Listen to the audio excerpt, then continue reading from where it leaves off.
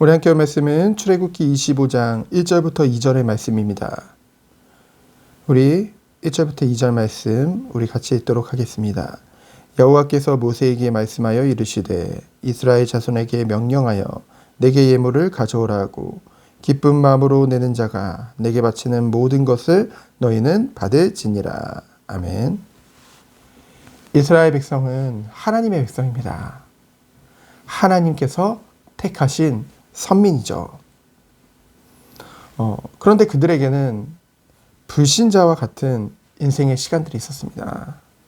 무엇인가요? 애굽에서 400년간 노예화되어진 것입니다. 사실 노예가 아니죠. 아주 정식적인 방법으로 요셉을 통해서 초대된 귀빈들이었습니다. 하지만 시간이 흐름에 그들은 애굽의 노예화가 된 것이죠. 그렇다고 해서 아브라함, 이삭, 야곱에게 약속하신 하나님의 언약이 변했느냐? 그것은 아니죠. 예전에 어떤 기독교, 불교, 도교 자기가 다 모든 걸 다 달성했다. 그러면서 나는 모든 것을 다 안다. 이렇게 주장하는 사람이 있었어요. 그 사람이 이 출애굽기를 설명하면서 뭐라고 그랬냐면요. 하나님이 잊고 있다가 그들이 부르짖으니까 그제서야 하나님의 언약을 기억하고 이 이스라엘 백성을 구원해냈다. 그러면서 하나님 앞에 어떤 단어를 썼냐면 하나님이 겁만증이 많냐 이런 식으로 얘기를 했어요. 사실 조금이라도 성경을 알고 믿음이 있다고 한다면은 그 말에 귀를 기울일 필요가 없겠죠. 왜냐하면 너무나도 무지한 말이기 때문에 하나님의 때를 기다린 것입니다. 그리고 이것마저도 하나님의 계획 가운데 있었던 거죠. 왜요? 하나님이 아브라함에게 분명하게 말씀하셨거든요. 너의 후손이 400년간 객이 돼요. 그리고 하나님이 시간표에 거기서 모든 것을 가지고서 나오게 될 것이다. 결국은 하나님이 말씀하신 것을 하나님은 지키고 계셨던 것이죠.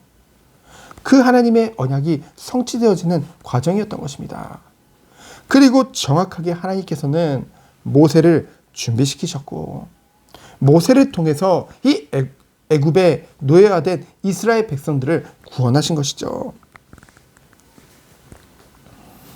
이와 같이 우리는 때로는 애굽에 노예된 이스라엘 백성들과 같이 힘들고 어려운 시기를 지낼 때도 있습니다. 하지만 우리가 어떤 상황 속에서도 잊지 말아야 될 것은 무엇입니까? 하나님의 말씀은 영원하다는 것입니다. 그리고 하나님의 말씀은 반드시 성취되어진다는 것이죠.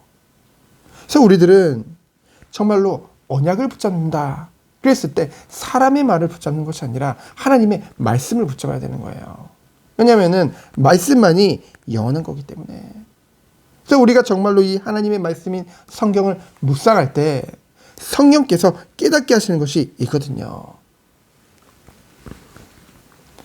하나님의 말씀, 정말로 신실하신 하나님께서는 그 말씀을 반드시 이루시기 때문에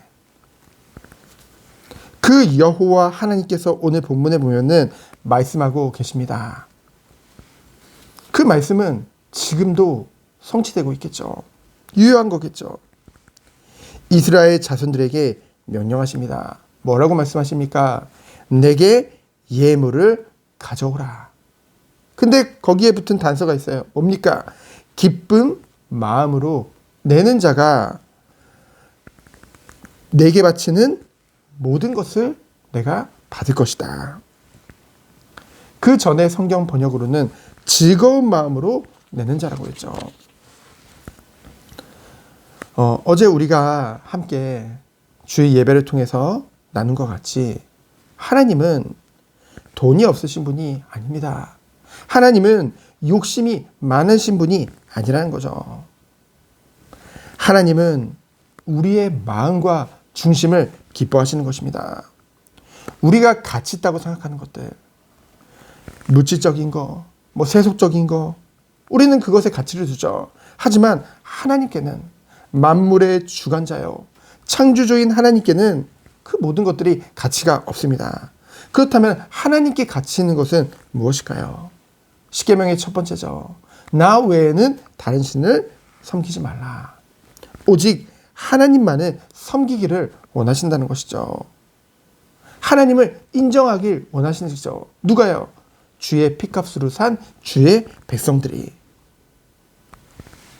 정말로 그 근본에 하나님의 사랑을, 그 놀라운 사랑을 받았기 때문에 우리 또한 하나님을 사랑하며 즐거운 마음으로, 기쁜 마음으로 우리가 드릴 때 하나님은 그 모든 것을, 그 중심을 받으신다는 것이죠.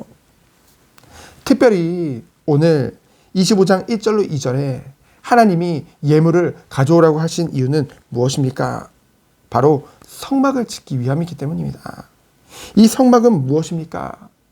이 광야라에서, 이 광야의 40년이라는 시간표 동안 하나님은 이스라엘 백성들이, 하나님의 백성들이 하나님의 백성다운 그 합당한 삶을 살 수 있도록 가르치기 위해서 이곳에 부르신 거거든요. 근데 그 첫 번째가 뭐예요? 성막을 지으라는 거예요. 이 성막은 뭔데요? 하나님의 임재죠. 그곳에서 하나님께 제사, 곧 예배를 드립니다. 하나님과 교제하는 곳이거든요. 지금으로 말하는 성전이요 교회죠.